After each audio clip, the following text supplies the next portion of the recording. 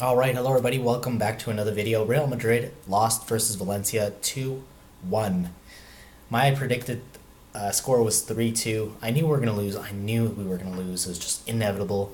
Real Madrid, where, they're not really fighting for much in terms of what's going on this season. Really, the only thing we're fighting for is our dignity.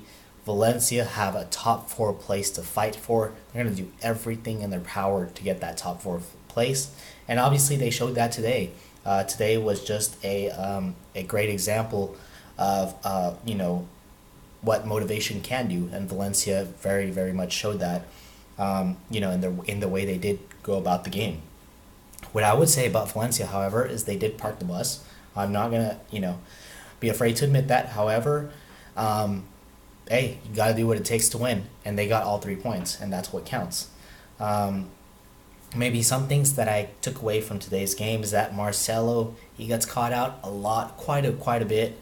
Um, Sometimes I would prefer to see a text back, left back, maybe like Reilon, where he doesn't get caught out so much. I just see it too much, maybe too much for me. I know Ramos gives him a lot of cover, and Ramos, look, the whole defense knows that Marcelo gets caught out quite a bit, and they're able to cover up those patches. Um, and yes, Marcelo's a great player. I'm not gonna lie about that.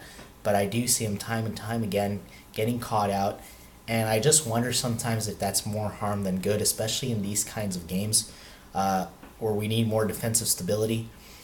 Marcelo does seem to get caught out quite a bit. I'd rather see more defensive stability than someone who gets caught out like Marcelo did today. I didn't see the second half. I can't comment on that, so I just saw the first half, and I saw that Marcelo was going in for tackles way too fast. And the problem with that is that you have Daniel Vaz, who was just overlapping the winger.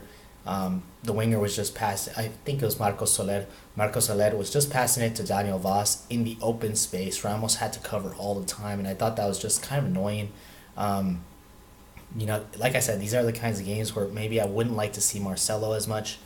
But nonetheless, let's get into today's game. Let's get into further and more into it. So what happened in today's game? Valencia parked the bus. They hit us on the counter, and they were very organized. We couldn't get through them. I mean, that's just what it is. And it's not only that, but there was also the lack of motive. There was some lack of motivation, I would say, but that wasn't the prominent factor. I think the prominent factor was Valencia parked the bus. It was kind of tough to get through them. We couldn't work the ball around them, and then they just hit us on the counter. That's how it worked for them. Like I said, I didn't see the second half. So really, I can't comment on it, but I saw that Valencia scored from a set piece. So obviously, there wasn't much into the game, and I saw that during the game there wasn't much in it at all. But Valencia got all 3 points, and I knew it was gonna happen. Look, it's this season's done for us, and we just have to accept that.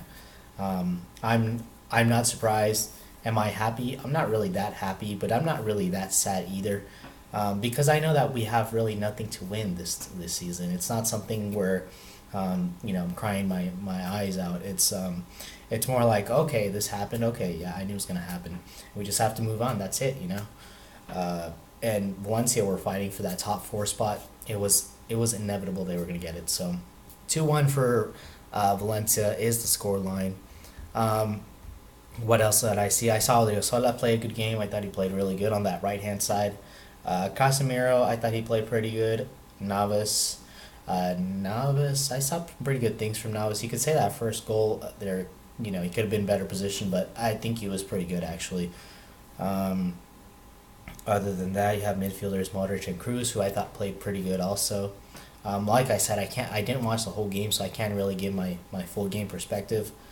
Benzema, I mean, he scored the goal. You know, what more can he do? What I was surprised about is that Gareth Bale did not start, and I wish I would have seen Gareth Bale more. Gareth Bale changes the game. We saw it.